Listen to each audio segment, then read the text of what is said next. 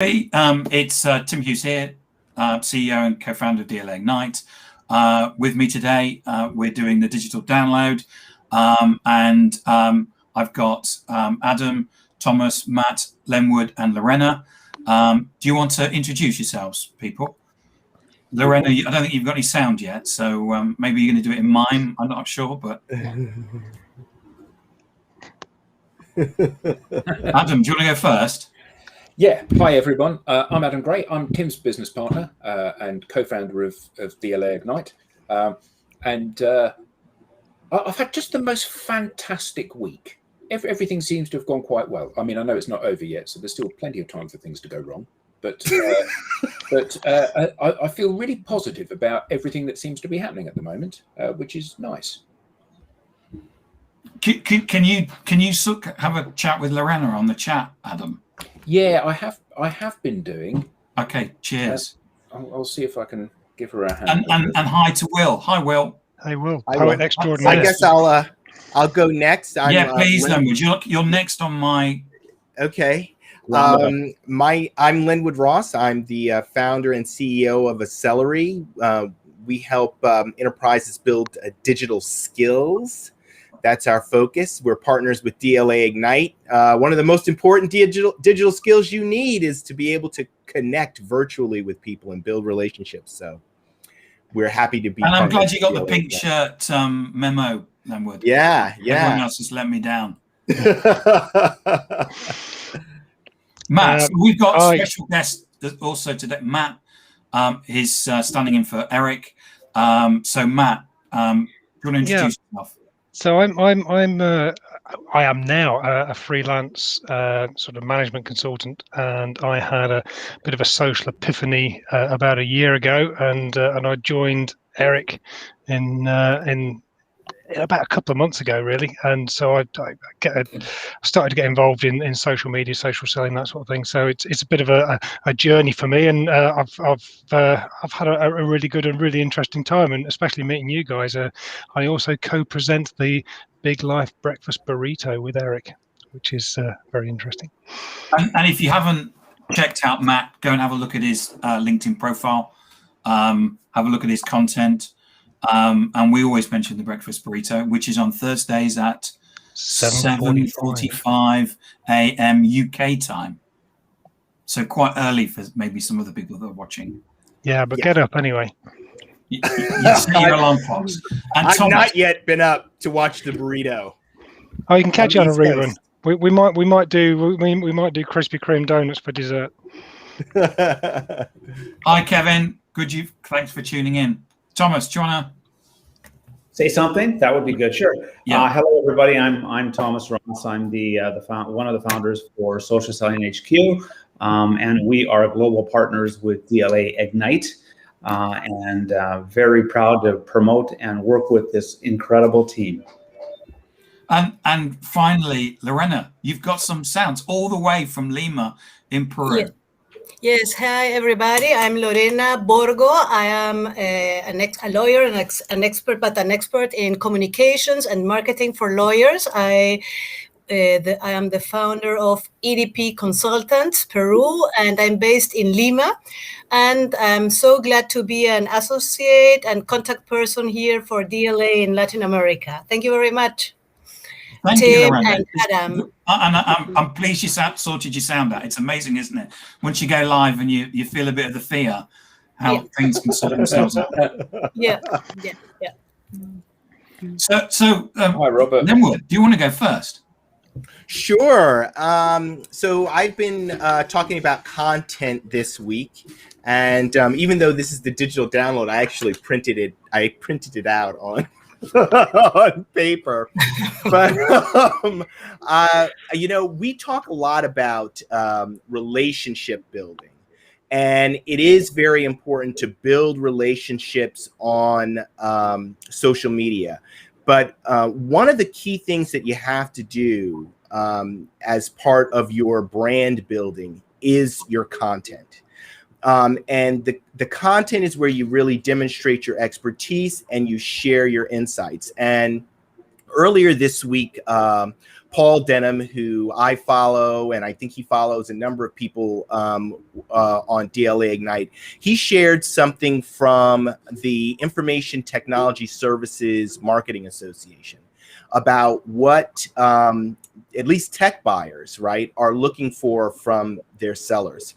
And it's really important, because what it says is that account managers need to be more than just relationship builders. They must also be thought leadership sellers, which means that it's not just sharing corporate brochures and the material that's being, put out by the marketing team for your company, but really contributing, I'll put it simply, value, right? You have to add some value to that relationship for the buyer. And it says, what it says is, provide me with unique perspectives on the market and technology solutions. That's the number one thing that the modern technology buyers looking for.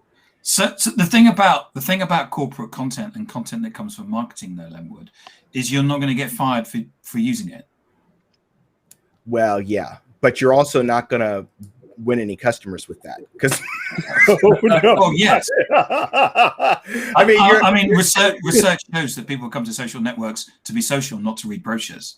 Exactly. But that's a good point. You're not going to get fired for selling your corporate brochure, but you might get fired for not making your number. Yes. Yeah.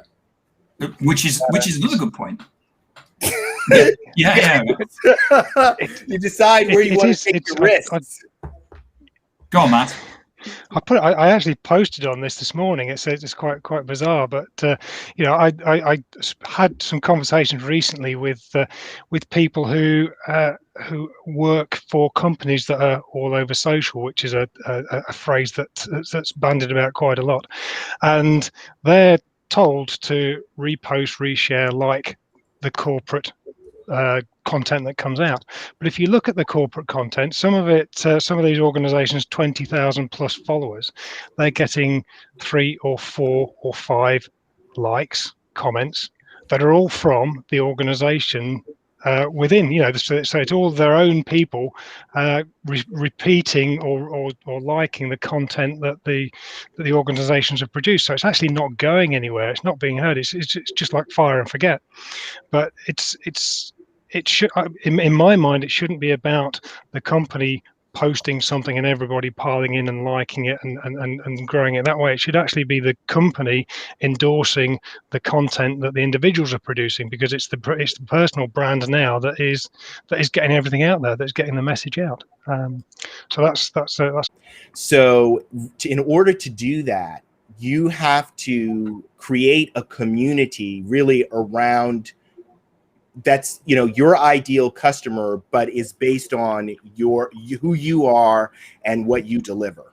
And in that way, you can shape and manipulate that corporate content, not necessarily resharing it, but putting your own spin on it and creating your own content that will resonate more with your target audience or your ideal customer profile. So what do you think about Gary Stockton's point about he's suspicious about company posts?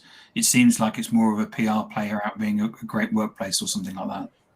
Well, that's exactly right. Everybody's going to say the same. Who's going to come out and say my company stinks, or we're great at this, but we're not so good at that?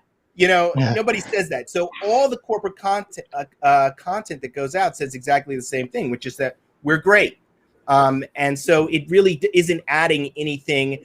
It isn't adding anything for the buyer. And when the thing that's driving this, which I think is also sometimes lost, is that the buyer has changed, right? The seller has to. This isn't like some hack, some trick that we're trying to, pawn off on people. The buyer has changed. The buyer has different expectations based on things that other companies that are digital first, that have really more in B2C, that have really, they've perfected this. idea of customization, the reviews, getting value long before you ever buy anything. I mean, who buys anything without a review nowadays, right? If you're an individual, right? So it's just that B2B is now catching up to that, and there just has to be much more customization for the B2B buyer. And I think the only way really to do that is through your people. You make a really good absolutely. You make a really good point, Len. You know, one of the things that's often talked about in our industry is sales enablement, right? Which is, in my opinion, rather passé, because it's what you just said, which is buyer enablement, right? And the idea is to support the buyer and the consumer and the customer, and not ourselves. And the idea that we've got to run around town waving our flag is no longer interesting.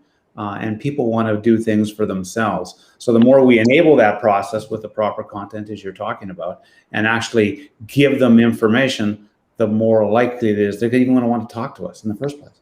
Yeah. I mean, that's really being customer centric, or being, buyer centric is, what I think it's statistic is something like 68% of sellers say that they think about the buyer all the time. And then 23% of buyers say that. The sellers think about buyers all the time. So obviously there's a disconnect between what sellers and buyers think. So yeah, I agree with that wholeheartedly, Thomas. Lorena, have you got any views at all on content at all? Yes, I was thinking about it. For example, if you are putting always content on your company page, what, for example, we do with some of our service providers, I think you have to generate a conversation from your company page. I mean, it's not a matter of putting always information and content. You have to generate this interaction with your buyer. It's not to show all what you have done or what you are doing. And I think there is the point. We have an experience with one of our clients. We started putting a lot of content on company page, on their law firm company page. And this has motivated, for example, the managing partner to start putting own content on his profile. And what we are doing, for example, now is taking his content from his individual profile and sharing it through the company page.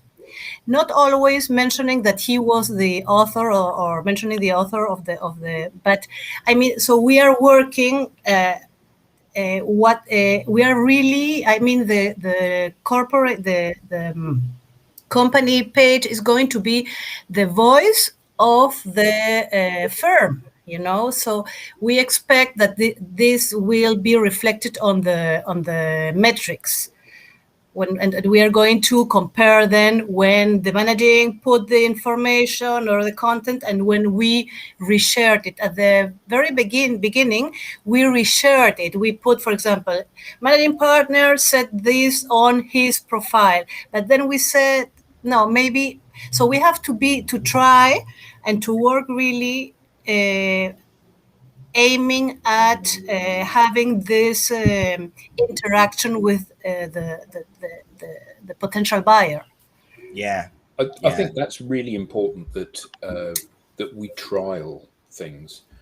At the end of the day, it's most people, I think, when they understand the dynamics of the social space, they understand that people, as Tim said, people don't go to social to read brochures. They go to social to be social, and you're social with people, not social with business. So it's about forging those relationships between individuals. And I think that when most people get that as a concept, they're at least pointing in the right direction, but there's a huge amount of fear attached to making that step, particularly within conservative businesses. Law firms and professional services tending to be more conservative than most. And the idea that you would take your 100,000, 10,000 lawyers and say to them, you each go off there and do your own thing, is really scary. So much of success in this space we see from people starting to take those steps, having their actions validated by getting some success, and then being able to grow from that. Tim and I went to Singapore a few years ago and were working with a Singaporean company. And one of the people there said a fantastic quote, which was, knowing but not doing is folly. And that's absolutely right, because you tell people what they need to do, they say, yeah, absolutely, that's what I need to do. And then they go away and don't do it. So actually getting people to take action is the challenge. And we all know as a team, because we end up mentoring people and helping them through this process of learning by iteration and doing things over and over again and trying and pushing the boundaries and moving forward, that if you just give somebody a list of here's what you need to do. You need to do a really cool profile. You need to connect to lots of people. You need to engage those people. You need to publish content. It's simple, really. And people go, yeah, simple. And, every company that we have ever worked with has had 5 social media masterclasses and then not done anything off the back of it, because we know that simply transmitting to people what they need to do doesn't help them to take action. Understanding what their own personal barriers are to taking action and helping them overcome those is the way forward. And we've all had to do it. This is where the one-to-ones. Sorry, Carol. Yeah, that's part of the digital skills building. It's something that everyone has to go through. I don't think anyone naturally just is great at. I know Tim and Adam have been through it and have coached many of us through it. I like the point that you made, Lorena, which is so critical that I think maybe is lost, right? Especially in professional services, which is that it's not one way communication, right? The goal is to generate a conversation. So when we have a goal like, okay, we want to generate conversations, then we're more apt to experiment to figure out, well, what is the best way to generate those conversations? And then we let the data drive our way forward, right? After we experiment, what was successful at creating the conversations that we want to have. That's critically important in professional services, because in order for a client to leave their existing service provider and move to you, in professional services, you really have to give that client an aha moment. You have to communicate something to them that their existing service provider hasn't communicated to them. So the more conversations that you have, the more opportunities that you have to create that aha moment for the customer, where you're sharing your insights and demonstrating your expertise, the better the more likely you are going to be to get a new client. I would just add to that, and this is part of the challenge with what we do and how we help people with this. People don't go to social because they want to go to social. They go to social because they want to see something on YouTube, or they're responding to something on Facebook, or they've got a DM or something interesting on LinkedIn, or whatever it happens to be. But they do not go to social because it's time for me to go to social. Right. And I think we get caught up in that crap.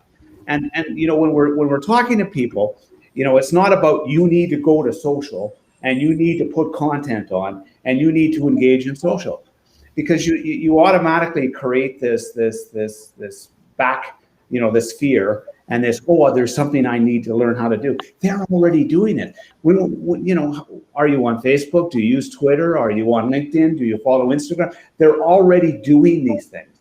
So what you need to do is to be able to do what you're already doing, but in a way that impacts your business and provides your customers and your friends and all the people you see and talk to every day on social already in a way that helps them understand what you do. And show them the value of what you do beyond just the fact that you want to show pictures of your family on Facebook, or the business or articles on LinkedIn, whatever it may be. But this idea that you've got to go to social, whatever the heck that is, you need to be doing what you're already doing. You're already doing this. Now we need to do it on purpose. Kevin makes a really good point, Thomas, there. Imagine your prospects having a conversation or topics-based discussion online, and you used to drive or fly to that meeting if you got a chance, and they were discussing that online. Then you would turn up on their feed and drop in their knowledge. It's a great point. Yeah. And Will says, agree, Thomas, people need to understand and feel the benefits. Sometimes they require it requires a real mindset change. Oh, definitely. And that's in part, right. When it's not a blame game, but it's just a part of the evolution, right, of social media. Okay. And these platforms, they started out one way, and while we were all living our lives, they've morphed and they've changed, and now they're integral to how we communicate.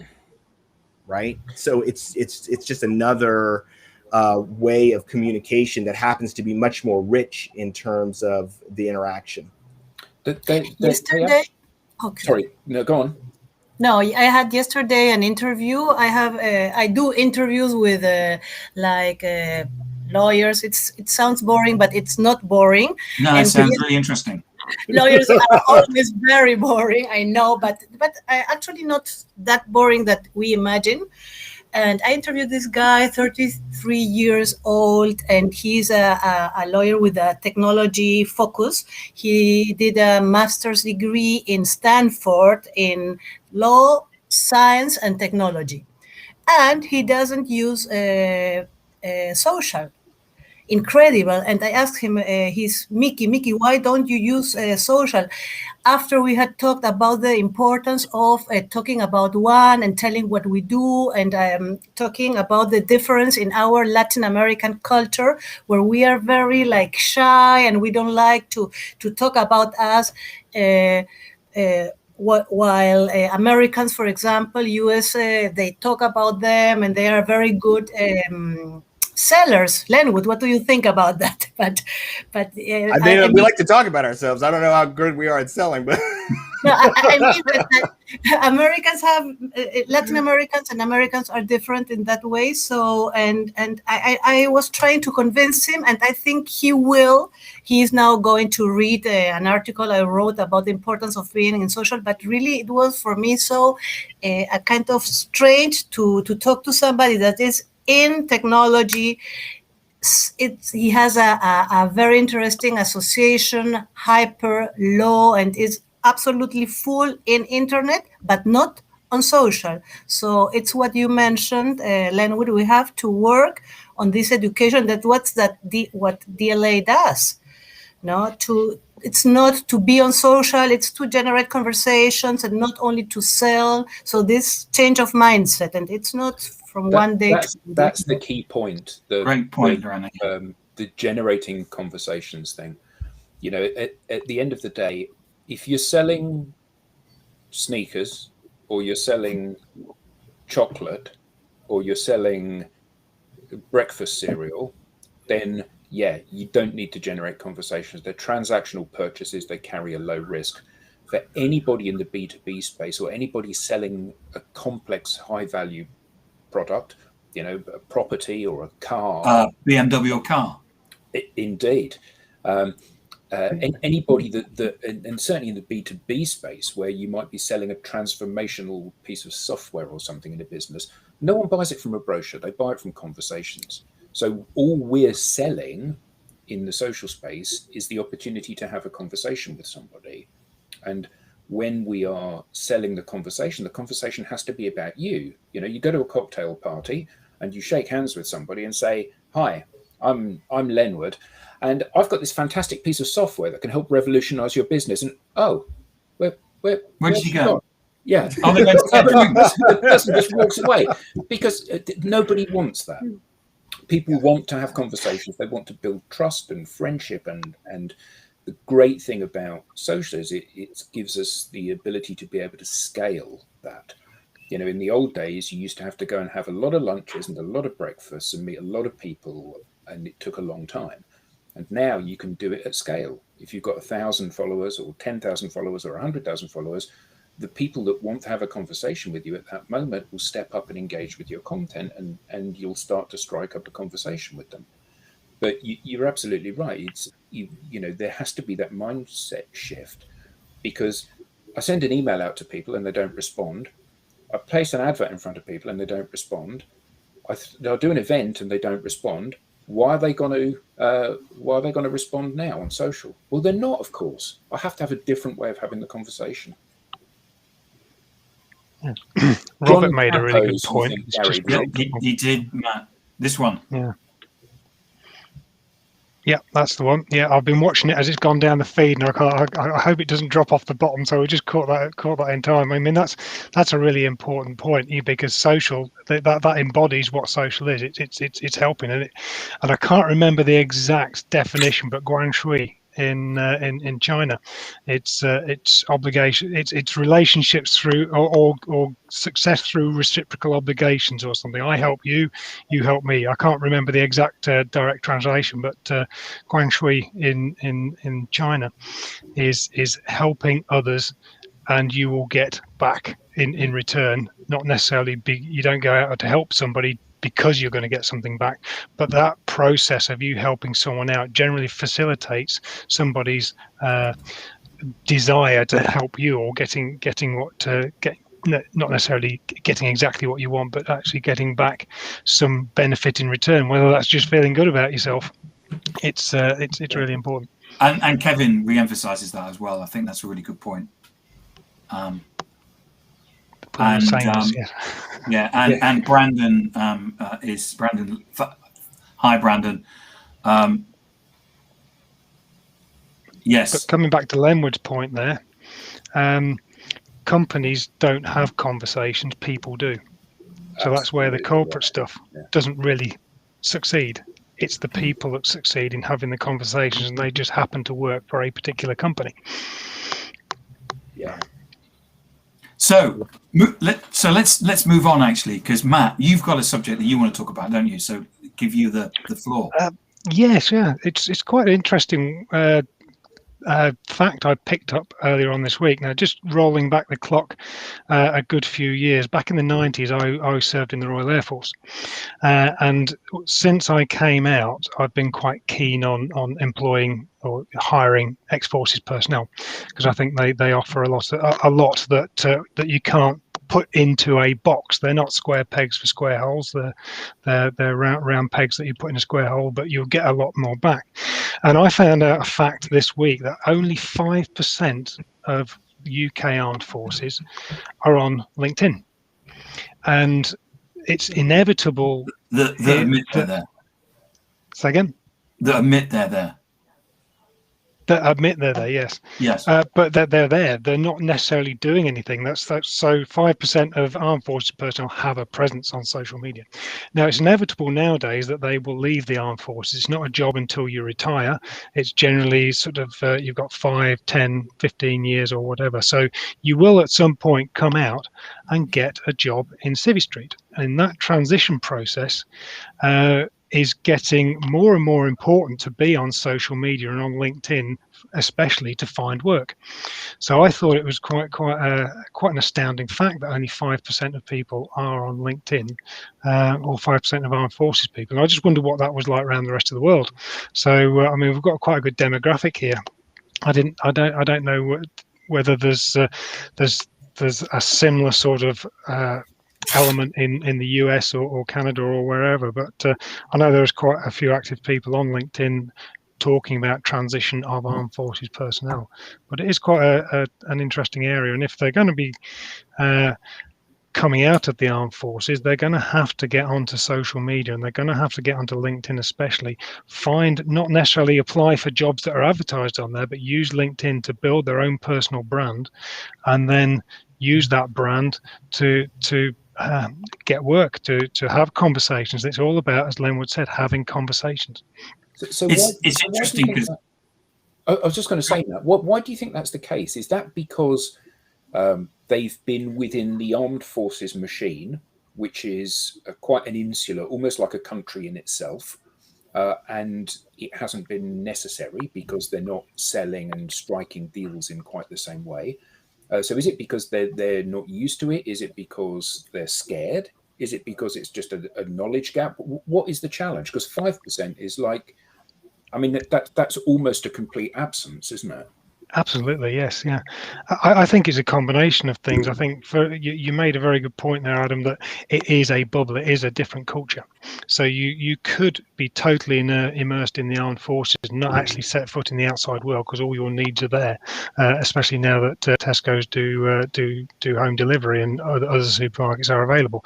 They do home delivery. That's the only time you would have had to go out to a supermarket because the NAFI, which is the Navy Air Force, Navy Army Air Force Institute. They've got basically all shops on site. You could be totally self-contained within the armed forces, so they emerge out of the armed forces and into Civvy Street, and it's a different world. But yes, I think there's a certain extent they don't need to because they have their own individual armed forces network. And you move around on a basis, but I also think there's a degree of being fearful of being too free with information on social media.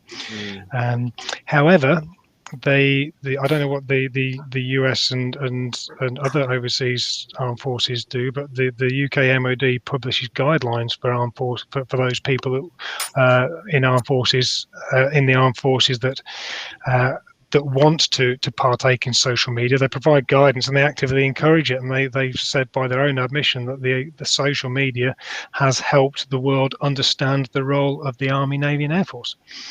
In a way one of the things that's interesting is the fact that the UK Army have a social media, whether the platoon or whatever it is. And as soon as the US and the UK, I don't know about the other armies, move into a particular area, the first thing they do is they deploy the social media team. And so influencer marketing, which is the best way to describe it, is actually reduced IODs in Afghanistan. Oh wow. So implementation of social media and that is being used actively within the armed forces in both the UK and the US. And it's interesting that they're not, even though they're seeing the benefit of that on the ground, they're not rolling that out through or showing the benefits of that to other people. That's really interesting. Yeah, we went to a talk, didn't we, from somebody that was in the armed forces, and they were in. I have a friend who's in the social media, whether the regiment or whatever they're called. I wasn't able to find out the statistics for participants from in the U.S. Armed Forces on LinkedIn, but I did come upon LinkedIn for Veterans. So if there are any members of the armed forces that are watching this, you can get a free premium career subscription from LinkedIn for 1 year, and so can your spouse. So just put that out there. Maybe I'll grab this link and put it. I don't know. Where do I put it? I don't usually chat on this, but oh, I see. Okay. You can put it, I don't know if you can see the chat. You can put links in there. It doesn't move the link to all the different social media platforms.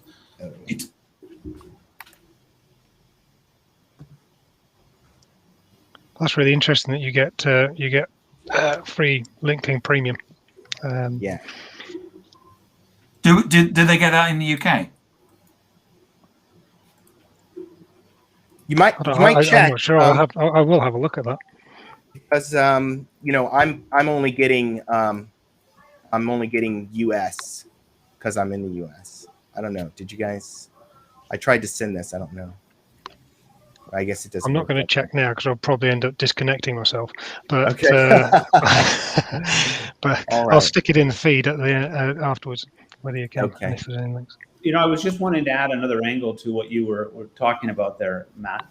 and that was with respect to HR and resumes, and whether you're in the military or whether you're a civilian like most of us.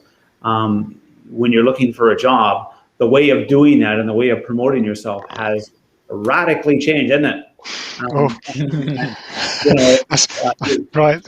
How many hours have you got here? I start my rant on CVs.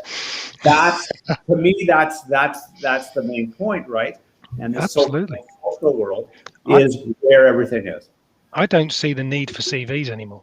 I think that they're totally out of the way. Your profile is your passive. Your profile is your passive profile that works for you. You can use your LinkedIn profile. You can print, even if you want to print it off into hard paper, you can print your LinkedIn profile off. You've optimized it with all your keywords. It's searchable. You've got far more information there than any CV. They say CVs, you've got me started now. You got these CVs, they say three pages on a CV, and they only ever read the first page anyway. So the idea of a profile that you can progressively lead the reader through and maintain their interest is absolutely fantastic. I don't know why companies don't just say, send us a link to your LinkedIn profile, because it's infinitely more successful. It looks at all the article. It gives you an indication into your activity and how busy you are and how insightful you are and how participative and how social. This sounds like one of Matt's rants off the breakfast burrito, doesn't it? So anyway. But in addition to that, Matt, in addition to that, you have to remember that LinkedIn is wonderful for the purpose you just outlined. There's no question about it. Although it's not meant to be your CV, so that's a different conversation. But nonetheless, what's the first thing somebody does when they see you've applied for a position? They don't look at your resume. They might look at LinkedIn, but I think they're more likely to look at your Facebook page, or maybe even your Instagram, but certainly all of the above. So the idea that you can still have the same kinds of images and the same kinds of activities on your Facebook page when you're looking for a job as you might have otherwise, right? You have to make sure that your image is consistent with what the culture and the employer might be looking for by way of that position or person. Odessa sums it up nicely, doesn't she, in the comment there? Recruitment is a clunky sector that is rusty and needs updated. C's a redundant piece of most CVs are complete fiction. Great point. And taking somebody on is about cultural fit, not about what it says on a piece of paper. Odessa and I have had a few conversations on this. Of lies. Sorry, Adam. What did you say? I just said my CV is a tapestry of lies. Right. Yeah. Yeah. But what you can't do is you can't hide behind your social behavior on LinkedIn. Okay, you can weave a tapestry of lies on a CV, for want of a better word. But if you go through on check somebody's LinkedIn profile and check their behaviors, you can't hide it. You get a good idea as to character of the person and cultural fit. Perfect. Yeah, absolutely. Lorena, what were you going to say? Yes, I have a question.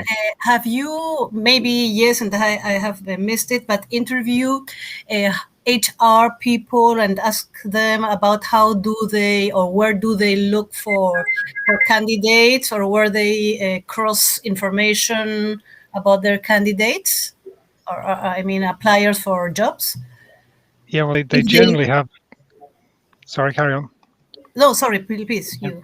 The old adage, or the old method, is that you see a job advertised, you stick a CV and a covering letter in, it goes into a big pile. If it's a huge pile, an electronic pile now, if you like, it goes through an applicant tracking system which formats it down to looks for keywords, etc., and then if the format's wrong, it just spits it out as junk, and then it creates a short list that maybe a human being will look at, and then you've probably got a few CVs that actually manage to get through this applicant tracking system, and they may not be the right person. But what you're actually doing is you're selecting a shortlist basically on what a computer has said based on your CV.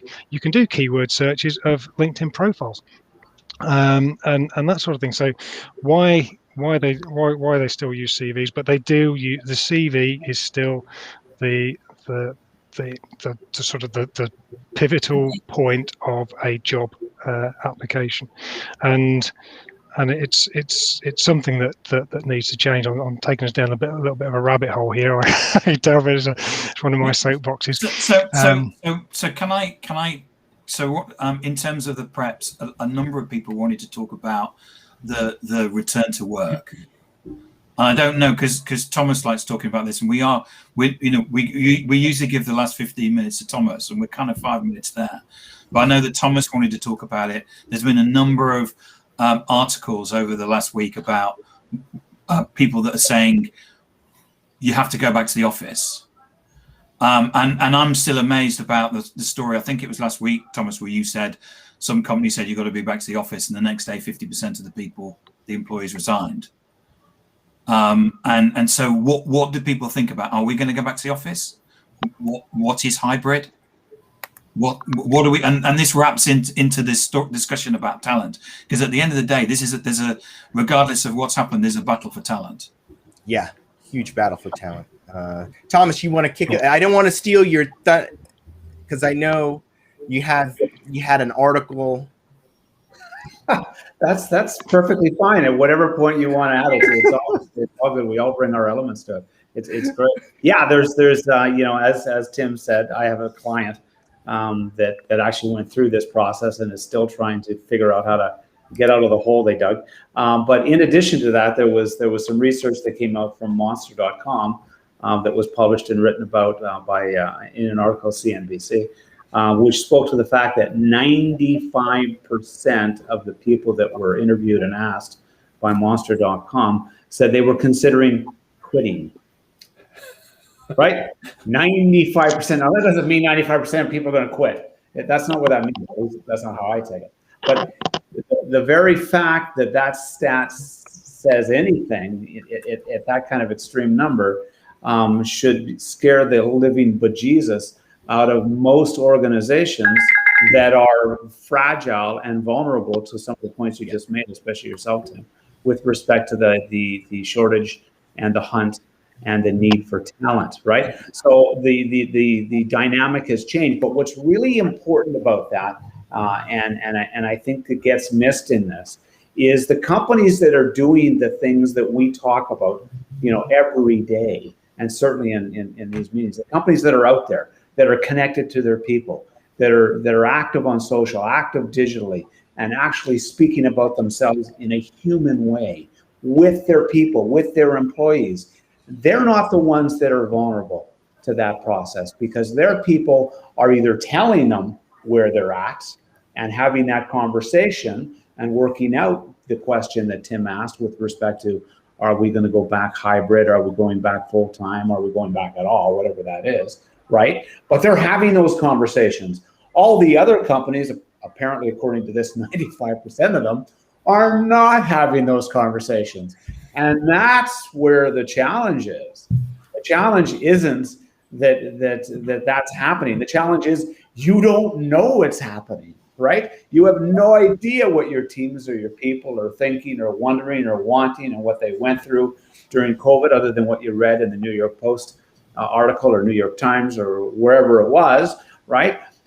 You don't need to read it there. You need to go talk to your people.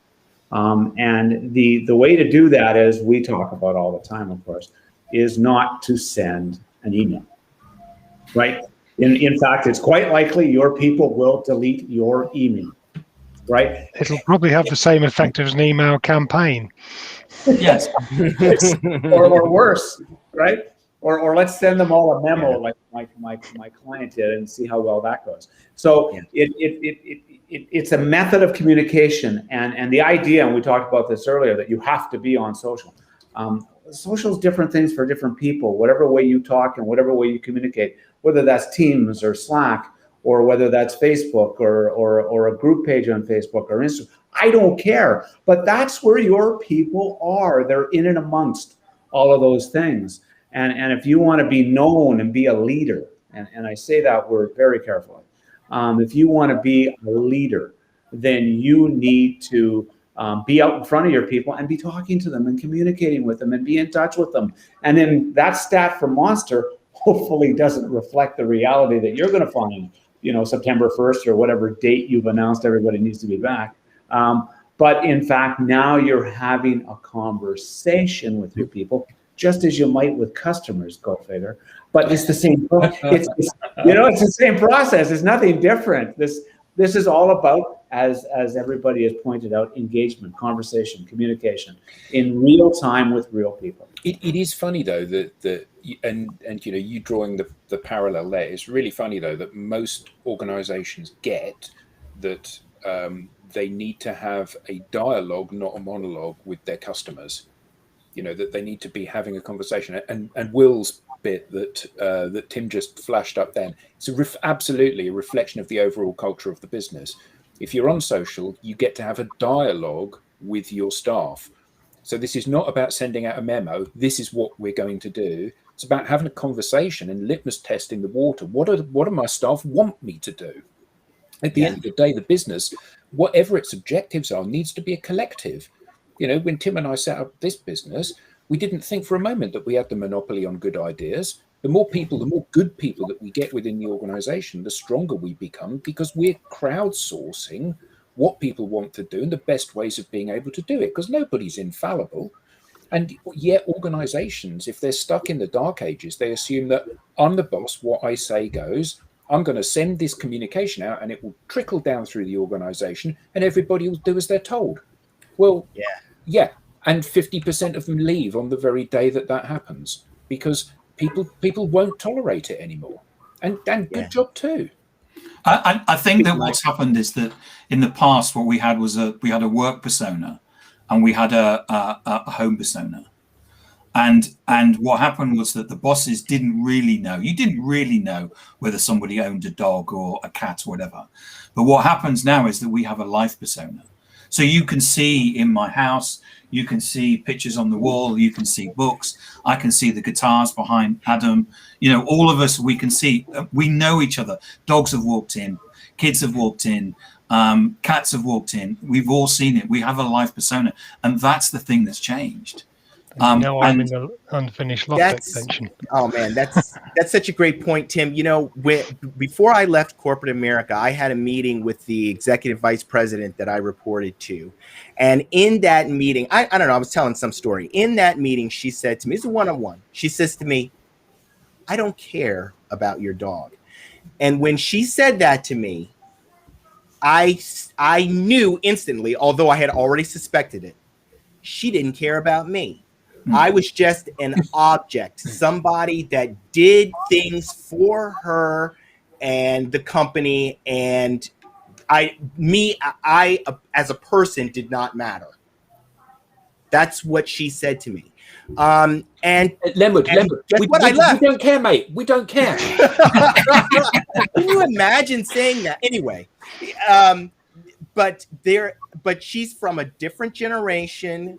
And it's a different mindset. It's that she referred to herself as a hired gun, but it's a different mindset that it just doesn't fly anymore. Can I just read a quote to you? Sure. This is a quote was posted by a McKinsey guy this morning. This is what it says: In many ways, having more of our employees working remotely is a good thing. It gives people a lot more flexibility and freedom and makes them happier about the job because they're able to put their lives together in ways that matter to them. This is true for men and women both. I think the additional flexibility makes Symantec more attractive to all employees and helps us get better people. Okay, that quote is from November 2012. Wow. Okay, yeah. So what we are seeing right now is actually the continuation and acceleration of something that has been going on for quite some time. And what we will see at the end of this period, I would say 5 to 10 years, is whole markets completely transformed by the organizations that get this, along with being digital first and social, will be at the top, winners, And those companies, that some of which are the leaders today, who are kind of stuck, they are not going to be at the top anymore. I guarantee it, because this what we're going through right now is just the kind of thing that transforms industries and changes markets, because the people who are at the top, whether it be Goldman Sachs or Morgan Stanley or anybody else, they don't get it, they don't adapt, and they lose. There was a report, wasn't there, a Gartner report recently that had, was it the McKinsey report? People with digital skills are outperforming those without the digital skills, and I think this whole working framework. Someone at the door. This whole working framework is such that there was somebody said, was it one of the big banks said, you've all got to be back in the office? Yeah, Goldman Sachs basically said, well, all their competition are now going to pick off all their talent. Yeah, that was Citibank. Right. I think Goldman Sachs and Morgan Stanley said everybody's got to be back in the office, and Citibank has been like, oh, we're going hybrid, and their hopes are it's to poach all the top talent, because nobody wants that, and that's exactly what will happen. Mm. Totally agree that the world of HR has been turned upside down. And the way we recruit. But remember two things. A, the idea that talent is so scarce, and the market by way of the economy that drives that isn't unchangeable, and that will change. So that's number one. Number two, there's a whole area of people who don't have the opportunity of hybrid work, because they're either in retail, right, or they're in manufacturing, or they're in production of some kind or another. So this is one part of the economy. Mike Garrison made a great point to me earlier this morning in regard to that he was concerned that this was actually creating a divide and a split between those that do have the ability to do that versus those who don't. And I thought that was a really interesting point that Mike brought up, and needs to be considered in this. Thoughts? Yeah, I agree. Go ahead.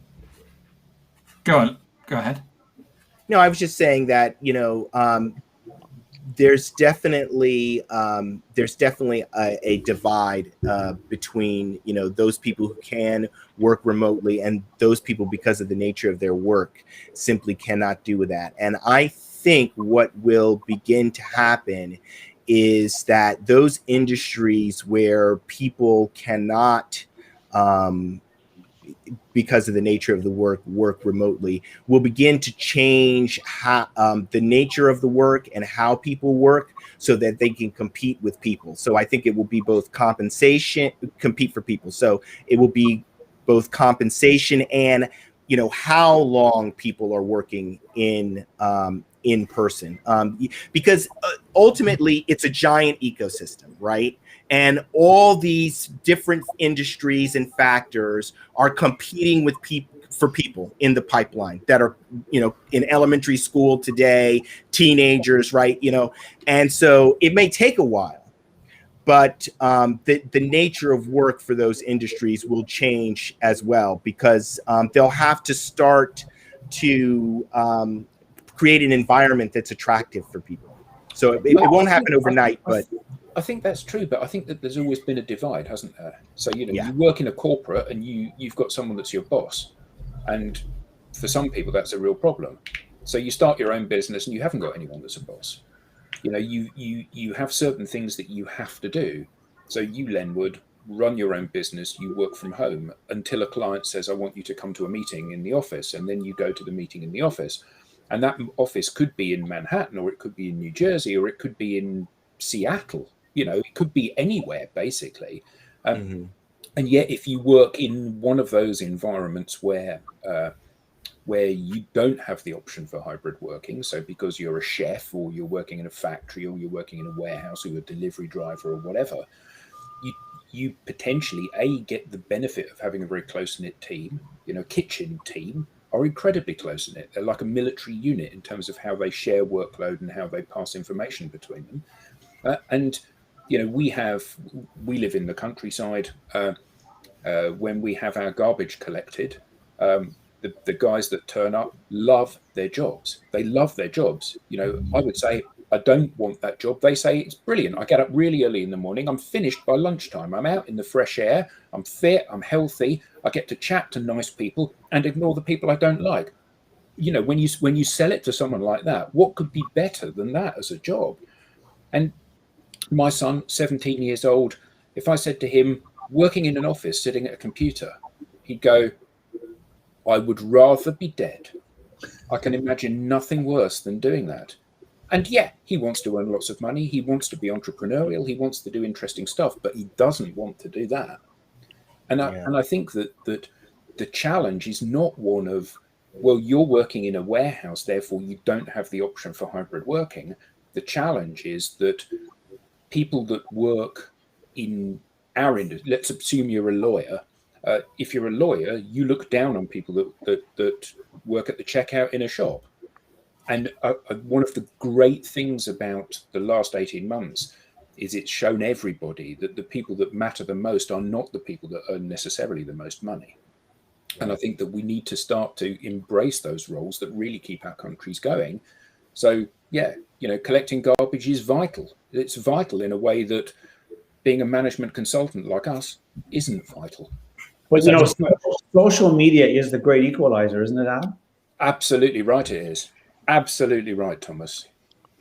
I had just on a slightly lighter note, I had a conversation with somebody earlier today, and we were talking about how, when you meet people face to face and you haven't met anywhere else but social, how your perception is different. So, for example, Eric is 6'6", I'm 6'3", yet our head height on social media is exactly the same. So we all perceive everybody else as being the same height as us. And then you go and stand up next to somebody, and some of them are 5'3", some of them are 6'6". Are you really 6'3"? Yeah. And is Eric really 6'6"? Yeah, he's huge. I don't want to meet either one of you. This is good. I will never. The conversation. Don't worry, Thomas, because you know that I'm only 4'1". The person I was speaking to, he said, well, I perceived he was 6'3" as well, because he said, oh no, I'm 5'4". That's a great point. That is a really good point. Yeah. Social media gives us the ability to all present ourselves in the way that we want, and it's impactful for what we want to do. Yeah. That's Kevin's comment. Kevin's 5'6". Love it. If the audience want to put their height in all now, then please do. This is like your CV. Just tell the truth. I just grew. Thanks, Brandon, for joining us. Anyway, have you got any words of wisdom to finish up, Thomas? Because normally you have a peach of some kind. Is that what you're saying? I would just say to all those organizations that aren't sure how that memo is going to turn out, that if you haven't picked that up from what we've been talking about, and here's the thing about social. I tell this to everybody. Social isn't about let's do this and see what happens next week or next month or in the next report. Social is right now. It's real time.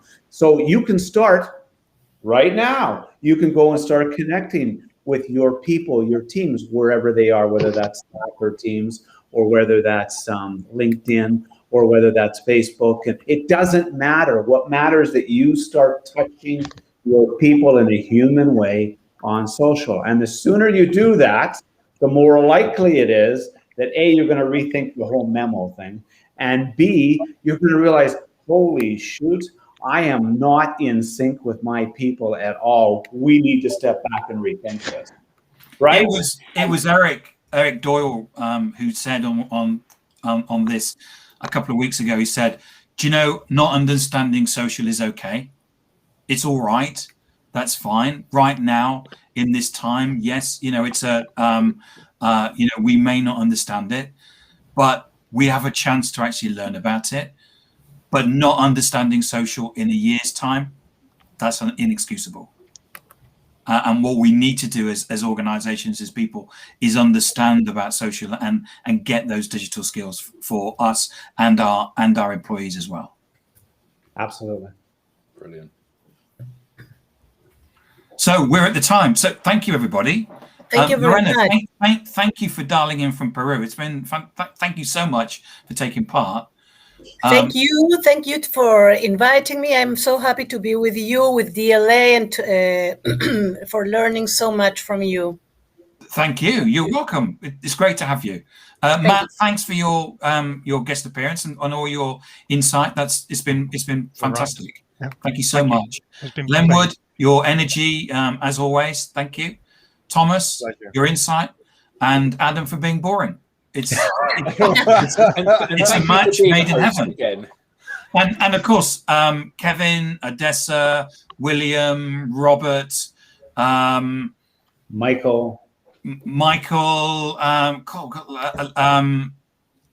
Brandon. It's like a generation game, isn't it? Yeah, Gary. Deadly toy. Yeah, and thank you for all the comments. It's great having all the comments coming in as we discuss. So we'll be here next week. All right. Have a great See you week, next week, Thanks, everyone. everybody. Bye. Cheers. Bye. Cheers. Thank you. Have a good